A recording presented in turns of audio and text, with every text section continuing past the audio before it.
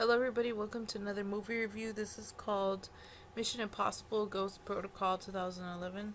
Gave this movie rating a 5 and I saw it in 2017. Tom Cruise Mission Impossible Ghost Protocol. Although it's much better than the last two parts, Mission Impossible Ghost Protocol is so Barry Lyndon dead and full of insults to my intelligence.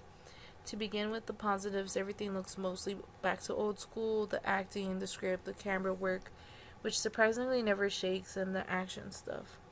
Everybody in the cast is calm and gets things done without much of a fanfare. I've been entirely pleased and relieved about it, so thank you everybody for not giving me a splitting headache. Tom Cruise is better this time around, making more like himself but in a serious way. Again, he did most of his own stunts. It is still impressive. However, I prefer his Ethan Hunt from the first part. Although the script is not patently dumb, I just feel it's so convoluted for my taste. The writers went overboard with the entire thing, taxing my mind with all the fancy bullshit. What happened in the first part was cool and clever, but at no point was it overloaded of complications. It just doesn't help matters any when the fourth part is over 2 hours, which is way too long to sit through. As for the plot, the reason why it makes no sense, it seems so typical of James Bond pictures, but who cares? It's all about the gadgets, at least in the minds of the filmmakers and the products, to create a marketing buzz around them. I would give Mission Impossible Ghost Protocol a rating of at least 7, but the more Ethan Hunt kept bouncing himself off of everything without serious injury to his body, the more absurd the movie was getting. Real people cannot survive anything that Ethan had encountered, so he must be a Superman after all. I thought this was supposed to be an espionage, not a comic book movie. I was highly skeptical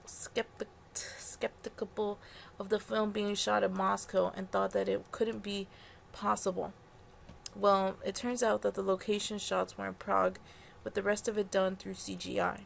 To give the guys credit, they did shoot the film in Dubai, although it looks completely unrealistic, and Tom Cruise actually climbed the Burj Khalifa Tower, the tallest building in the world, at least 2,722 feet.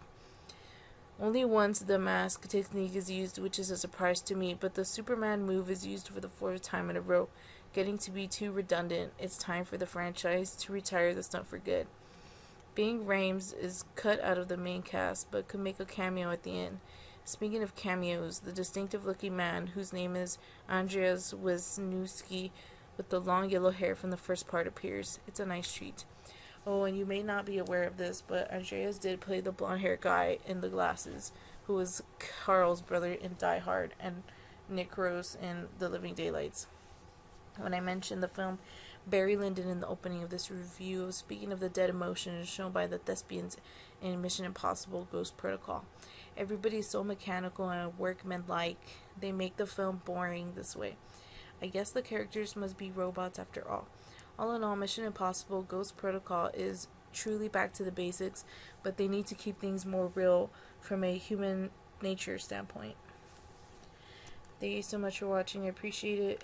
Please check out my other movie reviews, and we'll see you next time for another review. Bye-bye.